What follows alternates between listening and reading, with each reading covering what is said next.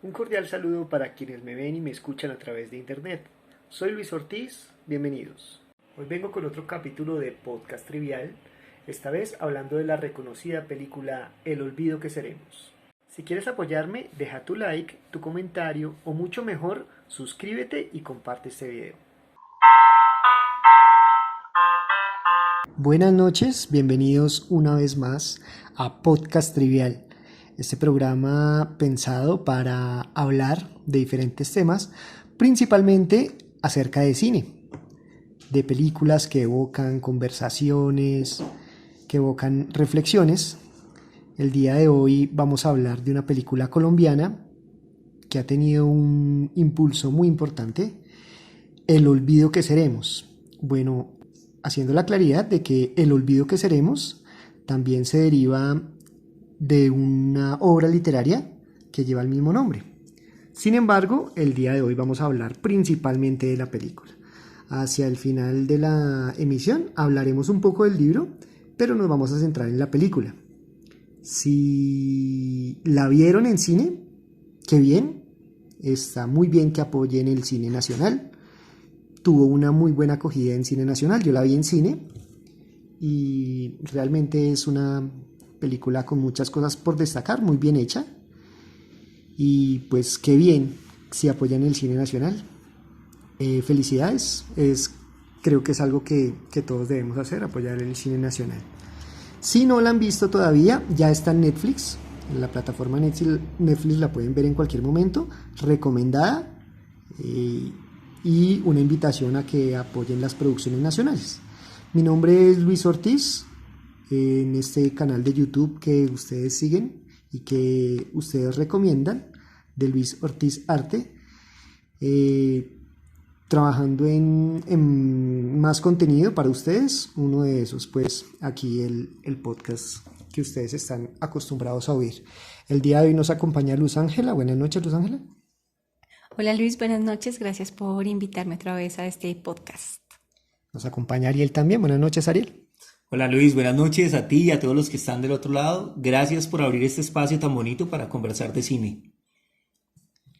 Bien, les quería preguntar o primero quería comentar, bueno, haciendo la claridad de que se trata de la película, no quiero spoilear, pero creo que es inevitable. Entonces, si en realidad tiene muchas ganas de verla, si hay alerta de spoiler. Entonces, muchas gracias por el apoyo, pero sí hay spoiler aquí adelante. El spoiler comienza a partir de ahora. Bueno, lo primero que les quisiera preguntar es si se entiende la película. ¿Por qué si se entiende? Porque la forma en la que está narrada no es lineal, no tiene un inicio cuando empieza la historia y un final, claro, sino que la historia se empieza a narrar con unas escenas que están en el futuro y bueno, luego hay unos recuerdos y entonces la historia empieza nuevamente, algo así. Entonces, pues, de pronto puede darse esa confusión de si se entiende o no la película. ¿Qué opinas, Luz? ¿Se entiende así como está narrada la película? Bueno, antes de pronto de responder esa pregunta de si se entiende o no, quiero decir que yo tenía muchas ganas de ver la película desde que vi la promoción para cine. Pude verla también en sala de cine y luego la repetí en Netflix.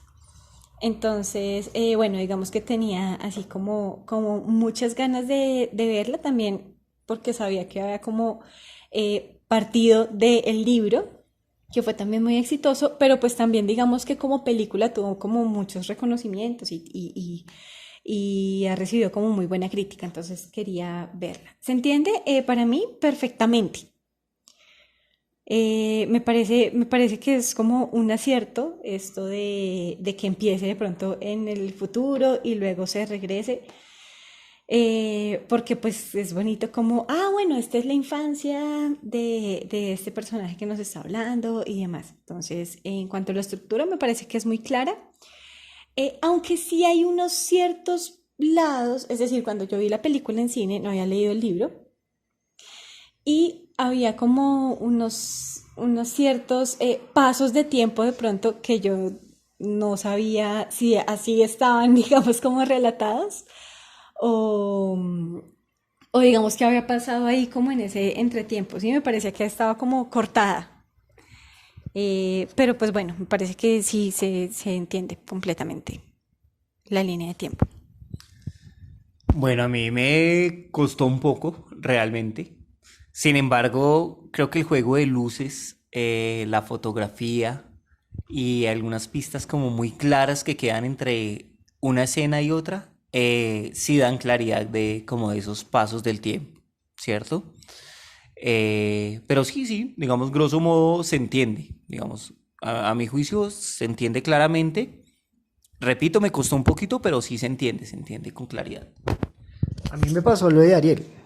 Sí, es decir, yo leí antes el libro y si no hubiese leído antes el libro, sería un poco más difícil de entender cómo es la historia, porque muestran unas escenas al principio en blanco y negro y después muestran la infancia del niño, que se supone que es donde debería empezar la historia. Entonces esa manera de narrar a mí me confundió.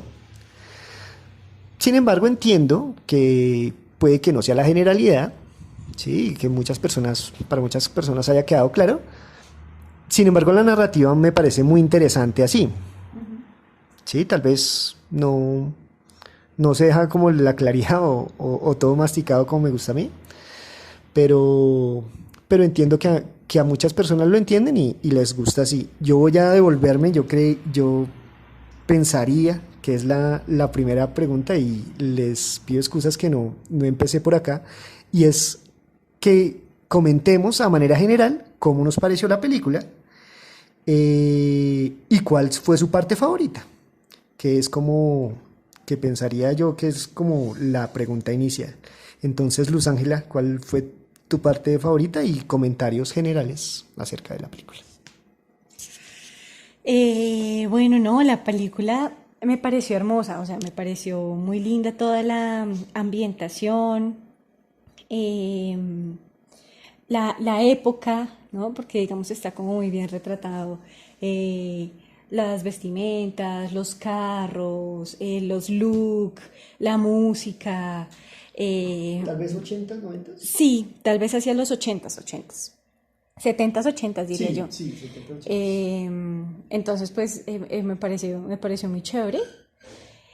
Y en general yo creo que es bonita, es entretenida. Y la parte que más me gustó, atención, spoiler, después de que matan al papá cuando le disparan, hay una parte en que creo que se retrata muy bien la confusión, ¿no? Toda la confusión de todos, o sea, son como imágenes que vienen una detrás de la otra, como que el sonido no es muy claro, como que hay un eco, cuando le dice, ellos están en una reunión y el señor le dice, estoy súper impactado porque acaban de matar a alguien allí en la esquina. Y la mamá le dice, ¡ah! Mataron a su papá. Eso fue una cosa, o sea, creo que esa escena es como la más impactante, la más impactante. Y está como muy bien desarrollado todo ese drama de cuando ellos lo encuentran y lo ven ahí. Eso. Bueno, para responder un poco a la pregunta, indudablemente, sí me gustó mucho la película. En lo particular, eh, bueno, la inmensa mayoría está basada en hechos reales, por no decir que toda. Pero hay una escena, atención spoiler, donde, donde hay una manifestación muy fuerte, muy, muy, muy fuerte. Hay un cadáver y hay agitación y ese cadáver lo llevan, no es el cadáver de Héctor Abad, se aclara, lo llevan a un sitio muy, muy representativo donde confluye mucha gente. Entonces, esa escena en particular me parece que está muy bien lograda, lo retrata muy bien. Entonces ahí les dejo la inquietud para que la vean. A mí,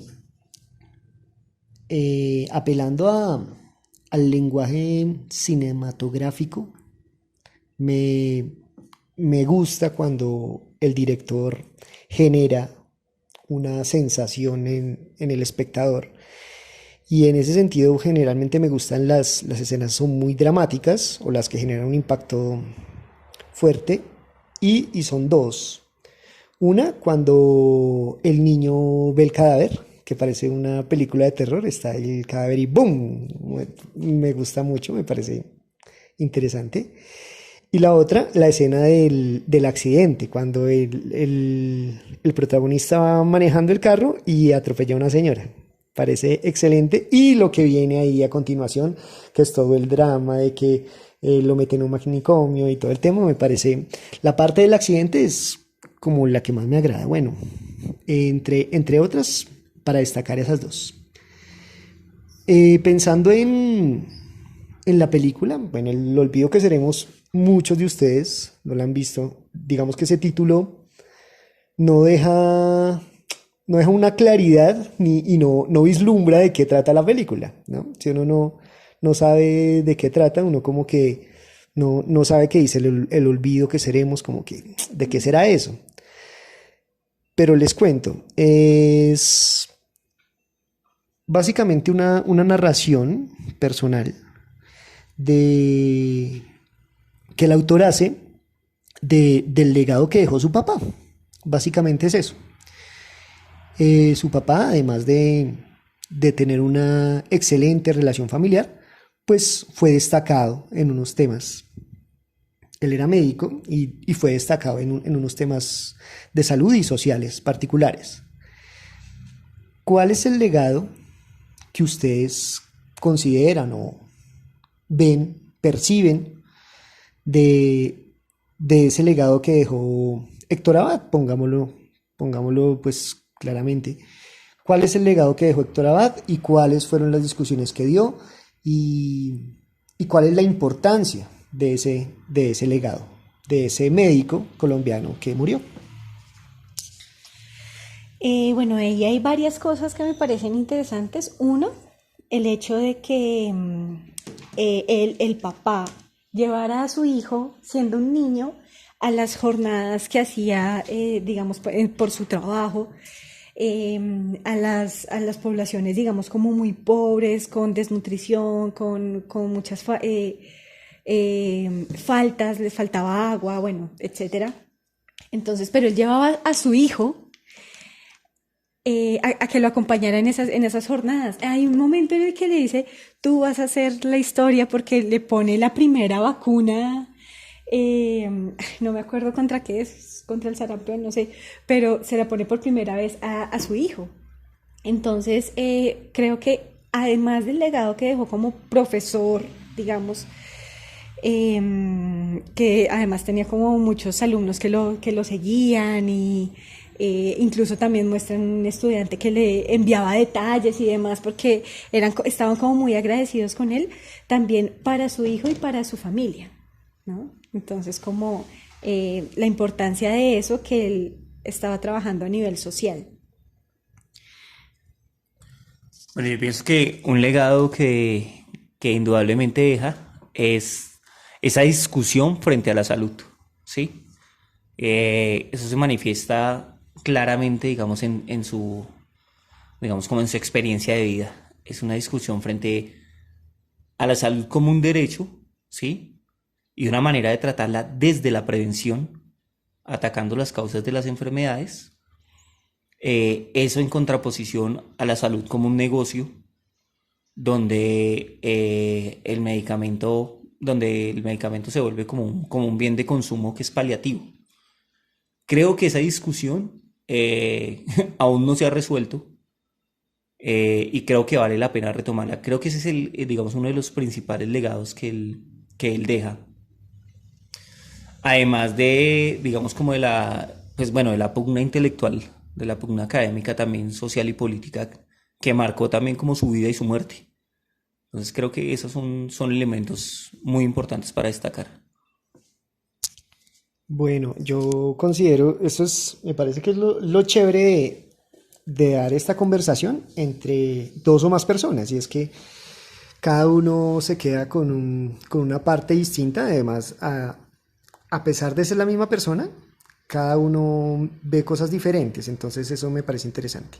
Yo el legado que veo es que además de ser un médico con una lucha incansable y muy, con un convencimiento muy firme de cómo deberían ser las cosas, también está el legado familiar, que se muestra en la película, que creo que es algo principal, y es el tema de cómo ser papá, del cariño a los hijos, ese tipo de cosas, que es un matiz que todos tenemos, aparte de la vida laboral, por decirlo así. Él tenía su vida pues social o lo que en lo que él se destacaba y quería meterle toda la energía. Era una parte, pero las personas no somos solamente eso. Él en su vida, aparte en su vida familiar, también dejó un legado muy importante, que es precisamente lo que llevó al escritor, al autor a desarrollar el libro. Entonces me parece que ese legado también es de resaltar y es muy importante.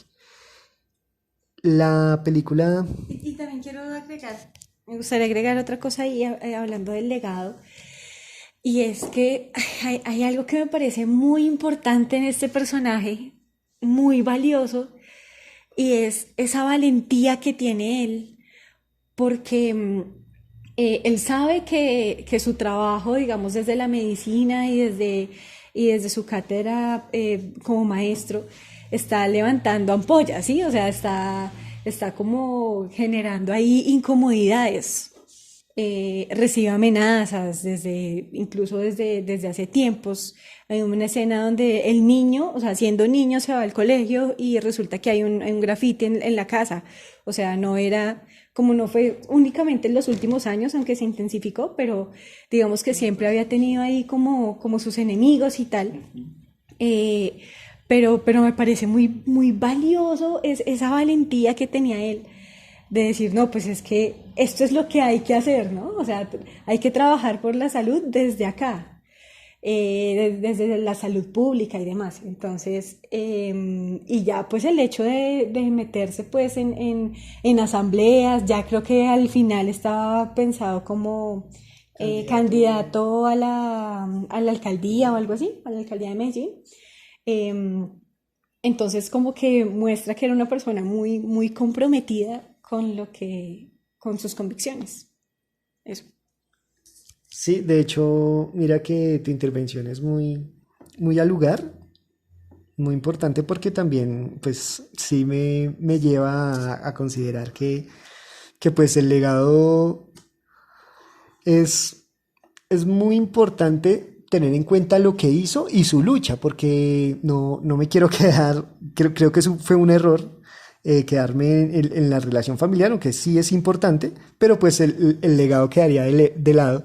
Y bueno, si el legado, digamos que sus intenciones con la salud preventiva son muy importantes.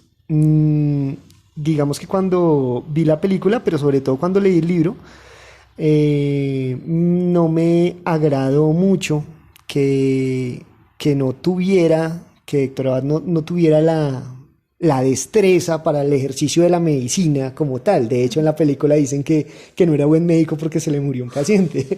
Entonces, pues digamos que esa parte me decepcionó un poco y como que me hizo pensar como que, fue chévere, pero como que no era tan hábil después de todo. Entonces, como que sí, pensé en que si no tuviera esas facilidades, que ellos eran una familia acomodada, si no tuviera esas facilidades, de pronto no hubiera alcanzado tantas cosas. Pero sin embargo, es muy plausible y es de reconocer esas intenciones que tenían, pues por el bienestar de la gente. Además que lo pensaba desde la prevención, como hablamos ahorita, y es muy importante la vacunación, ese tipo de cosas. Igual, pues, igual el tipo era médico, no era cosa de hablar por hablar, porque el tipo pues tenía una preparación en medicina y eso era plausible. Y entonces, pues sí, el legado es importante. Bien, una última cosa frente a este tema y es que algo bien importante, digamos, cuando se habla de legado es esa continuación de las acciones. ¿M? Y en ese sentido creo que esa perspectiva de una salud desde la prevención, desde la potabilización del agua, desde generar unas condiciones sociales, digamos, más dignas para las personas y de esta manera poder prevenir las enfermedades. eh, en algún momento algunas alcaldías del país lo intentaron, lo recuperaron, ¿sí? Retomaron como ese ejercicio como de la salud desde la prevención, hicieron como unos esfuerzos frente al tema y puede que no hayan prosperado mucho, pero creo que el hecho de que hayan habido alcaldías que intentaran digamos, como esa continuidad de acciones, es un, es un ejercicio muy, diría Luis Fernando, muy plausible frente a términos de lo que implica el legado, ¿no? Como la continuidad. Y hay un matiz que me parece interesante también, y se ve tanto en la película, se ve, bueno, particularmente en la película, y es el papel que juega la poesía. Entonces, como un pequeño estribillo, como un pequeño poema, termina volviéndose como un motor dentro del cual, alrededor del cual, perdón, giran algunas de digamos, como de los contrastes de la película. Eso me parece muy chévere. En la vida real, pues uno encuentra que está el libro, de alguna manera es también como la continuidad de eso. Entonces, es chévere mirar eso también como parte del legado, ¿no? Como la palabra, como la poesía entra a jugar también ahí en la vida de Héctor Abad. Bueno, y precisamente estos comentarios acerca del legado nos llevan a pensar en esa lucha, en esas intenciones que tenía Héctor Abad Gómez, este médico al que asesinaron.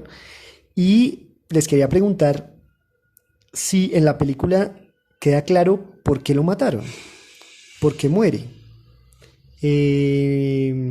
Yo leí el libro y pues digamos que pues el libro se extiende un poco más en los motivos, tal vez en las razones. Sin embargo, quería preguntarles si, pues primero, ¿por qué lo mataron y si queda claro eso en la película? Yo creo que esa es la gran desazón que queda después de ver la película, porque uno dice, y hay un momento en el que alguien dice, ¿cómo pueden matar a alguien tan bueno? La mamá, No, la esposa. ¿Cómo pueden matar a alguien tan bueno? Era alguien que se preocupaba mucho por los demás, que se preocupaba mucho por su familia, que, bueno, pues seguramente tendría muchísimos y un montón de defectos, entre esos que no era tan hábil en la medicina y demás. Em, pero digamos que era una persona muy solidaria y que entregó su tiempo por el bienestar de los demás. Entonces, eh, a mí me sigue quedando siempre como esa desazón de lo que pasa en Colombia y no lo entiendo. O sea, no entiendo por qué alguien quisiera matar a los líderes sociales, a personas que trabajan desde juntas de acción comunal, a defensores de derechos humanos. Es que son defensores de derechos humanos. No entiendo esa lógica de por qué querer matar a alguien que trabaja tanto y tan incansablemente por el bienestar social. ¿Por qué matan a los maestros? ¿Y por qué la muerte de él? O sea, realmente yo no, es algo que no he entendido de la realidad de nuestro país. Uy, yo pienso que la película sí queda muy claro por qué lo mataron. No solamente el por qué lo mataron, sino el modus operandi en que lo matan. O sea, las formas que utilizaron para matarlo, las formas de comunicación, la celada, creo que es muy diciente, sí, más bien, logra retratar eh, muy bien cómo es esa forma de actuar de los poderosos en este país. Creo que es muy claro, muy claro, muy claro quiénes eran los interesados en que él muriera. ¿Y quiénes eran? Eh, Ahí queda bastante claro que habían sectores, digamos, Es que no quiero seguir spoileando, No, pero ya, el spoiler pero ya se dio. ya se hizo, ya. Ya. Pero sí queda muy en claro que habían sectores, habían partidos políticos de oposición a las ideas de Héctor Abad. Estaba también había un sector de la iglesia, sí, había como toda esa presión de esa manera de entender la salud como un negocio y de que aquel que de alguna manera pensara y más que pensar, empezar a desarrollar acciones que pudieran generar una realidad distinta, pues eso levanta ampollas, eso levanta callos y terminan asesinándolo de la forma en que lo asesinan. Entonces creo que eso es un matiz que es bien claro ahí, ¿no? Lo llamaron de izquierda, lo llamaron comunista, lo llamaron de muchas maneras también, ¿no? Y él decía, no, yo soy médico, Pero él mismo se denominaba de izquierda, ¿no? en parte, pero bueno, era un sesgo que se generaba ahí alrededor de él. Entonces sí queda muy claro pues, cómo fue su muerte, ¿no? Que es una realidad constante.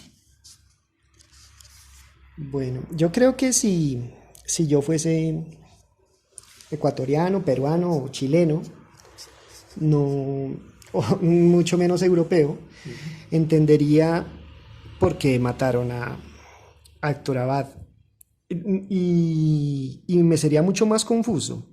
Si no tuviese el pregrado en ciencias sociales, tampoco lo entendería. Creo que, creo que para entender, para comprender un poco y leer, y leer más allá de que lo mataron, no lo mataron por robarlo, no lo mataron por... ¿Cuál fue el motivo para el asesinato? Para entender un poco, sí creo que necesito esas preconcepciones que me ha dado la vida, o sí que me han dado algunas experiencias para comprenderla, para irme a lo político, que es un asunto que en Colombia se mezcla con la violencia y que aparte ajúntele el narcotráfico y mil cosas más que pasan en Colombia. Entonces, como algo conozco de ese tema, entonces para mí queda claro, pero entiendo que muchos espectadores, digamos que no quede, para muchos espectadores no quede claro y tenga la duda que tiene Luz Ángela, porque los matan y porque tal cosa.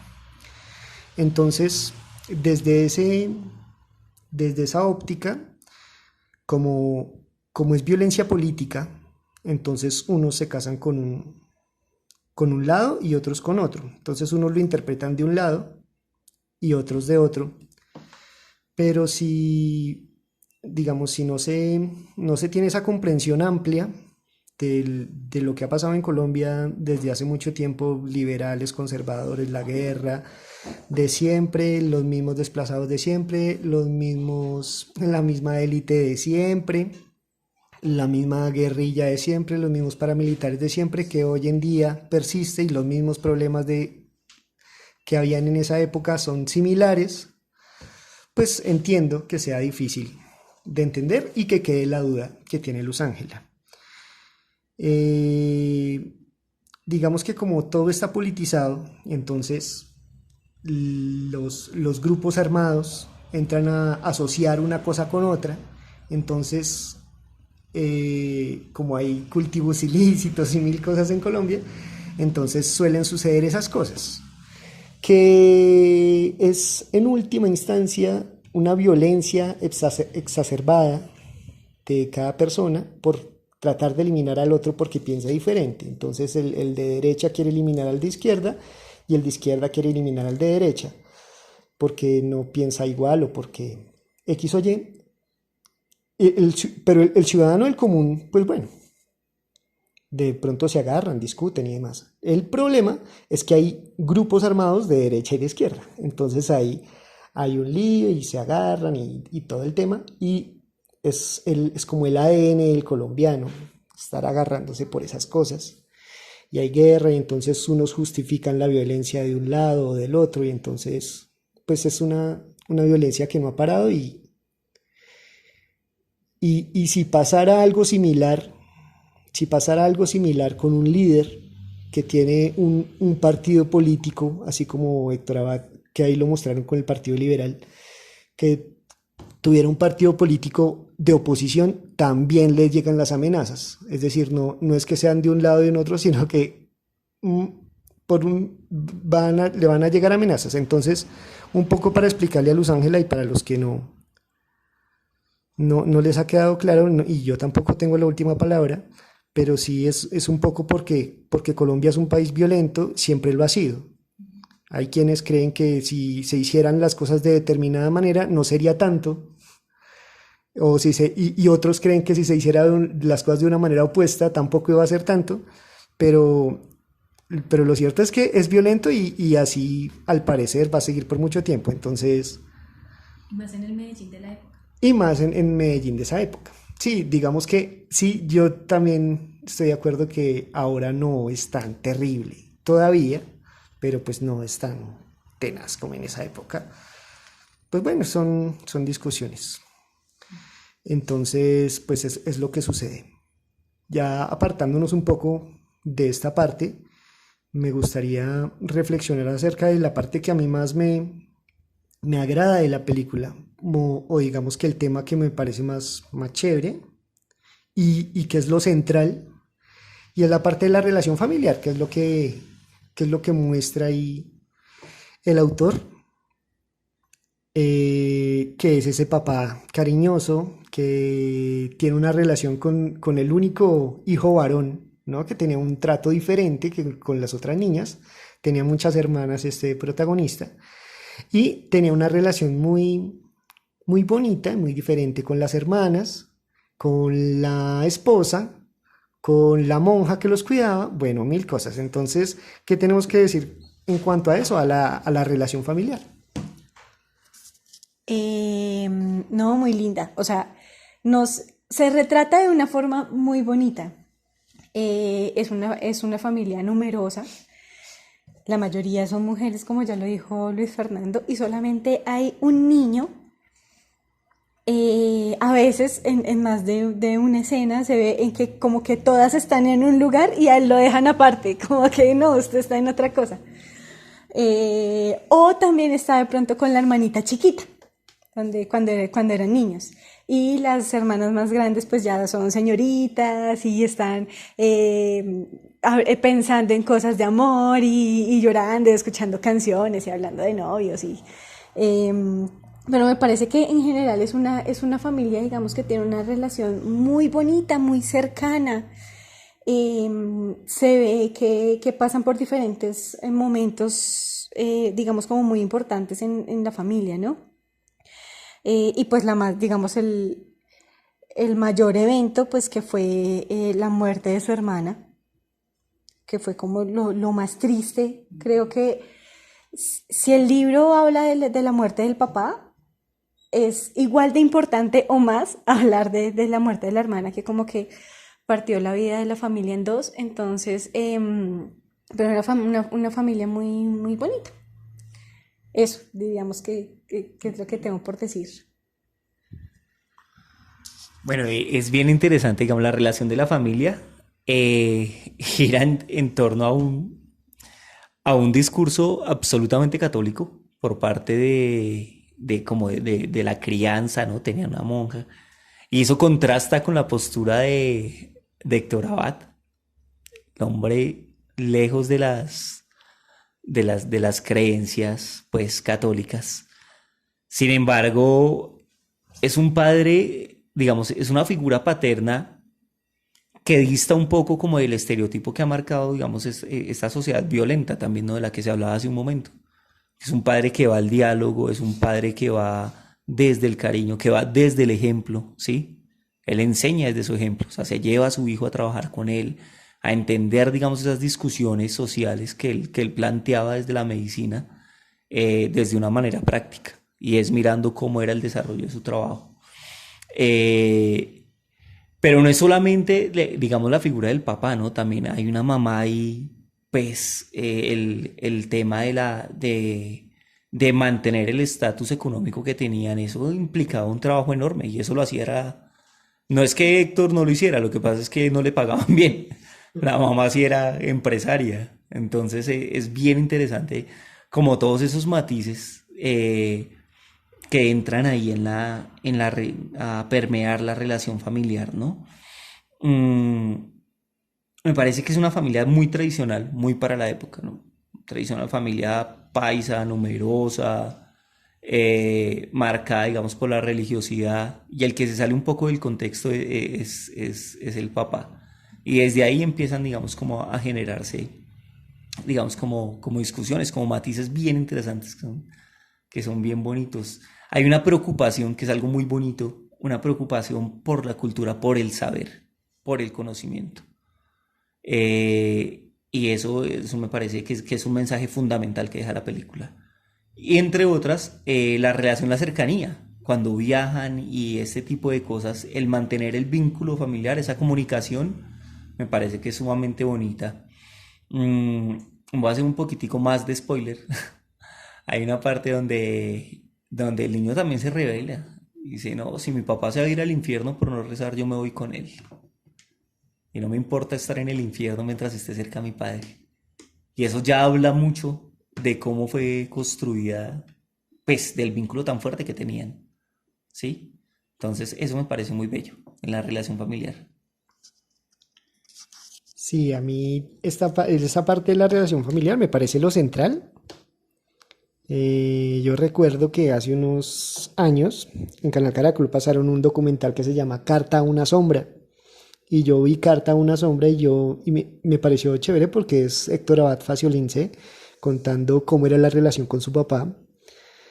Y años después me vengo a enterar que ese documental era como una primera maqueta de lo que iba a ser después El olvido que seremos. Entonces me pareció, desde que vi el documental me pareció muy interesante, sobre todo porque en la narrativa se da cuenta uno el cariño que le tenía el autor al papá.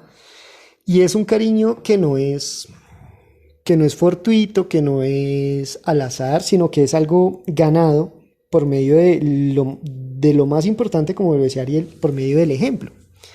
Era una relación muy bonita que se veía ahí, diferente, sí, con el hijo varón. ¿Por qué? No sé, tal vez porque era el varón. Y porque tenía su personalidad muy parecida al papá, creo yo. Los dos encerrados siempre en la biblioteca, como con unos intereses similares. Entonces, por eso era lo distinto. Y un personaje que a mí me agrada muchísimo en esta historia es la esposa, la mamá. Porque la esposa, con su pensamiento, con los pies en la tierra y llevando las cosas, eh, acepta y entiende que Héctor Abad Gómez sea tan separado de la religión y que incluso comprende su relación atea y no ponen problema. Es decir, eso me parece muy chévere, que los dos, a pesar de las diferencias conceptuales y de pensamiento, se llevan bien y contribuyen a la convivencia. Eso es lo que más me agrada. De hecho, me agrada cuando Héctor Abad le dice al pelado, le dice, no, que la monja me dijo tal cosa. Entonces le dice algo así como, hágale caso, y hágale caso a su mamá, como por seguir la corriente y como para no dañar la armonía familiar. Eso me parece interesante y me parece bonito, porque con eso no se está diciendo mentiras, ¿sí? No se trata de que si a uno le preguntan si piensa tal cosa o si cree tal cosa, decir mentiras, no, sino más bien a veces callar un poco las cosas o decirlo más suavecito, más prudente para no dañar la armonía familiar. Eso me parece maravilloso, porque no quiere decir que se cambie la esencia, ¿no? Sino que en aras de la convivencia, digamos las cosas un poquito más prudente, ¿cierto? Más suavecito, sin mentir y sin ponernos máscara ni nada de eso, sino siendo 100% sinceros, pero entendiendo que el otro piensa diferente y que debemos convivir juntos. Eso me parece maravilloso. Indudablemente, Y así tratemos de esquivarlo, tenemos que hablar de la relación con el libro, porque la película surge del libro y el libro es la misma historia, mucho más ampliada con más detalles. Entonces me gustaría preguntarle a Luz, tú que leíste el libro, que viste la película 2 veces, ¿cuál es la relación que encuentras con el libro?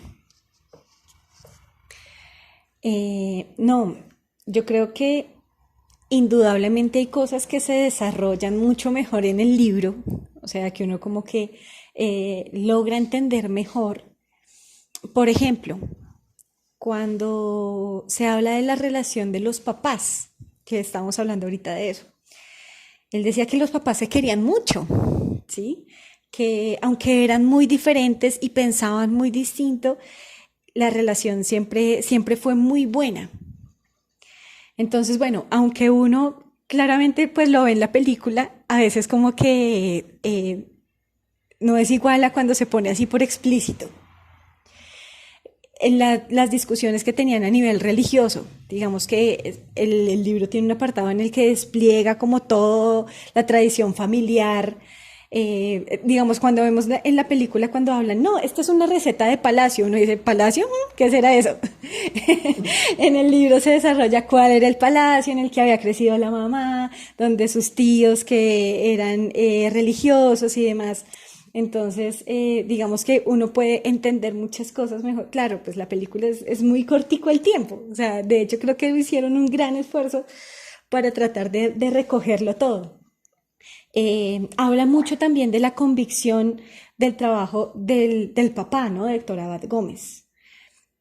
Qué era lo que pensaba, qué era lo que promulgaba, lo que les contaba a sus estudiantes, cuál era su lucha también porque existieran unas nuevas cátedras en la universidad y bueno, entonces creo que sí se desarrollan muchos, o sea, los temas se hacen más amplios.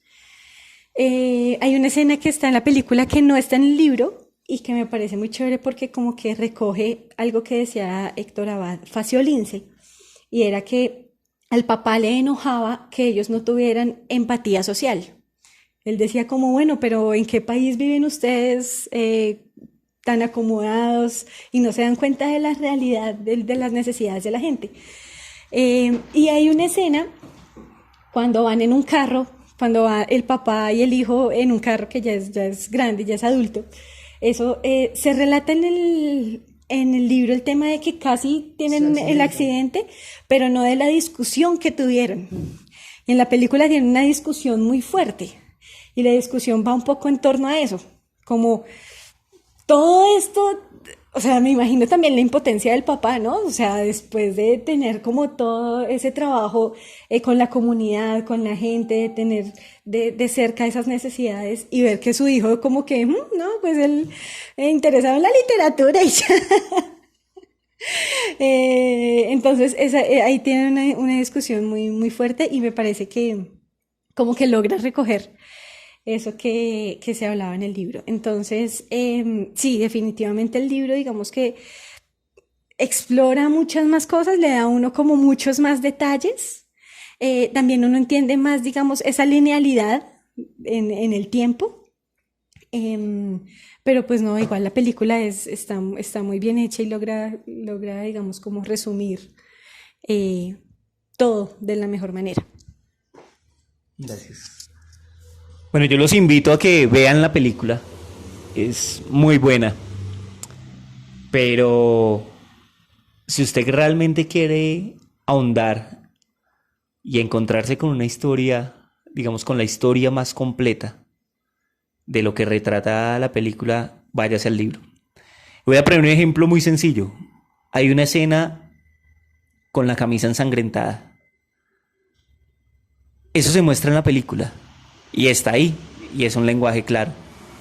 Pero si usted quiere saber cuáles fueron las condiciones que rodearon esa camisa, cuáles fueron los sentimientos que atravesaron a la persona que la encontró, a la persona que la guardó, a la persona que la abrió, eso se describe de una manera magnífica en el libro.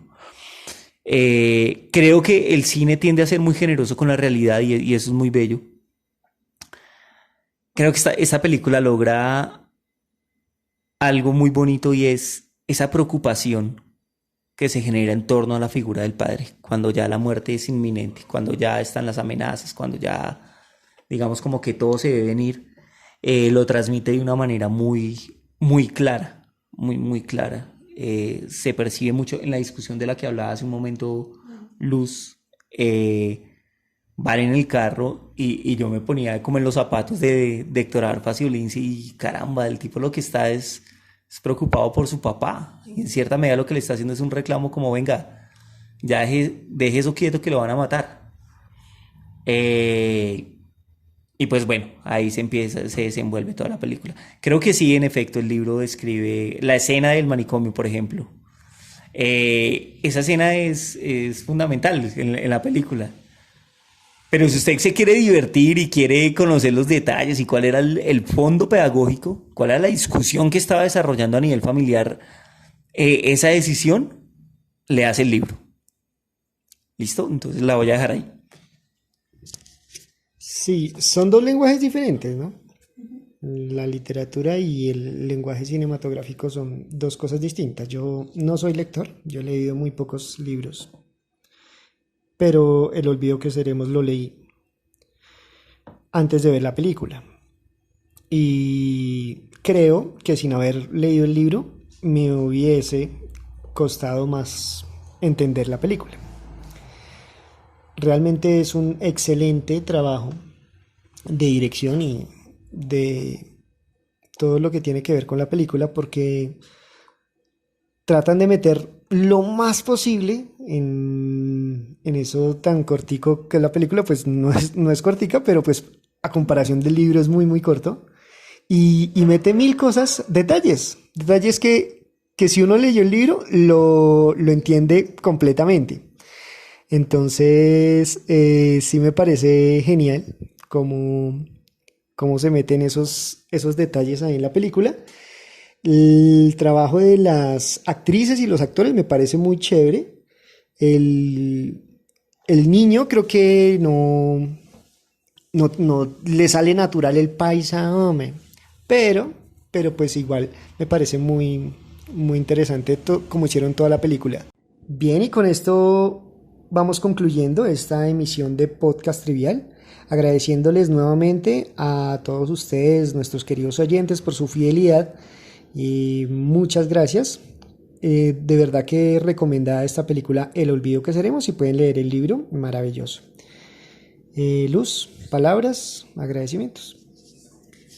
Muchas gracias a ti nuevamente por haberme invitado. Y bueno, no, me alegró y me encantó estar hablando acá de esta historia tan bonita como es El olvido que seremos. Ok, muchas gracias a la mesa de trabajo, gracias a ustedes que están pues al pendiente de las recomendaciones cinematográficas que hacemos. Por favor, reproduzcan, multipliquen, compartan, muy importante que compartan para que otras personas también se animen a ver esta buena película, a leer el libro. Y hablando de libros, voy a hacer una cuña pequeñita. Llegó el tiempo de escribir, es un poemario pues que ha visto la luz este año. Es un poemario de mi autoría, es mi primer libro. Quienes lo quieran adquirir, 305-410-1487, ese es mi número de WhatsApp, por favor se comunican conmigo, cuadramos el tema del aporte y bueno, por ahí estamos en redes, en mis redes sociales, que es arielguevara.gestorsocial@gmail.com, así aparezco en Facebook. En mi muro aparece la presentación del libro Llegó el tiempo de escribir, que se hizo recientemente para el colectivo de Facatativá. Entonces, pues bueno, para quienes lo quieran adquirir, recuerden conmigo y bueno, un abrazo grande para todos. Luz, tus redes sociales, algún proyecto que estés teniendo por estos días. Sí, bueno, aprovecho, vamos a empezar a hacer un taller de bordado que se llama Mi Casita de Emociones, junto con la Corporación Camino a la Utopía.